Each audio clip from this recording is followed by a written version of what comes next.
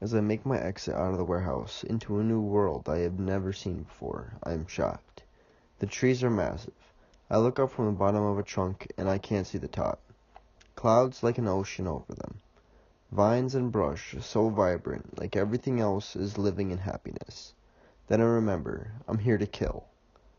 To get back to my family. I search around the outside of the complex and find a few different trails. One leads into a more open area, less trees. That would make me an easy target, I say to myself, deciding against it. There was a path going deeper into the woods, but I couldn't see where it went. I decided that it would provide ample cover and took it. As I walk down the path, I become immersed by the jungle of vegetation. As I come through an opening, I find an old house with the windows busted out of it. I take precautions and move in to clear the building. With my axe in hand, I walk in, clearing left and right, making sure no person is inside. The floorboards creaked as I walked over them. I creeped slowly through the kitchen, then the living room. I noticed a cigarette burning in the ashtray.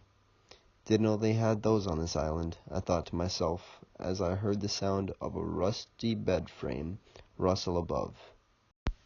Sleeping, I thought, as it had started to get dark out. I slowly began to walk up the stairs. I get to the top, and there are 4 rooms, 2 on each side of the hallway. I walk up to the first door on the left and lean close to it. I don't hear anything, so I skip over it. I go to the next one on the right side, and I hear a rusty bed frame creak once more. I slowly turn the doorknob and push open the door. I peek my head inside to make sure the coast is clear. I see the sheet on the bed move up and down. Without thinking twice, I grab my axe with both hands and swing down on the person below. As the axe sliced through the cover, I realized it was a trap. It was a dummy, rigged to look like a person breathing. Before I knew it, everything went black. I woke up strapped to a chair with a black bag over my head. The sound of water dripped in the background. It was cold and humid. Sweat rolled down my cheeks as I struggled against the ropes around my wrists. Where am I? Who are you? What do you want? I screamed through the black hood. As I get those 3 questions out of my mouth, the bag over my head is lifted. I see a woman. She looks at me as if she's examining my body for weaknesses and assessing my threat level. I've been waiting in this house for a few days now, waiting for someone to stumble upon me.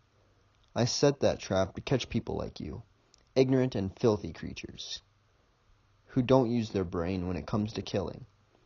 You're a useless piece of trash in this world, and I'm here to put you in your place. The smirk turned into a full smile as her eyes widened. What kind of person is this? How can she get entertainment from this? I thought to myself as I finally get my hands free from the rope. I keep them held behind my back to make sure she doesn't know. She turns around and opens a briefcase. This case had multiple tools that were all covered in dry blood. She pulls out a hacksaw and turns to me and smiles once more. Now to make sure you can't run away, she says with a slight laugh, putting the blade of the saw against my left knee. If I saw just below the kneecap and away from any artery, you should be able to stay alive, although you might pass out from the pain of not having any anesthetic. Oh well, she says, her eyes gleaming red with bloodlust. As she starts to move the saw, I pull my hands from above my head straight onto the nape of her neck, as hard as I could. Her face hits the ground with a violent thud, as her body goes limp. I check her neck for a pulse. Luckily, she's still alive.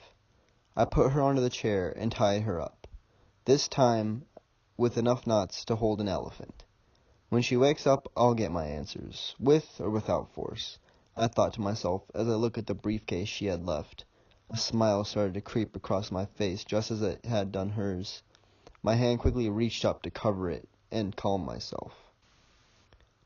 This is going to be fun, I said, the smile appearing once more as I could no longer hold myself back.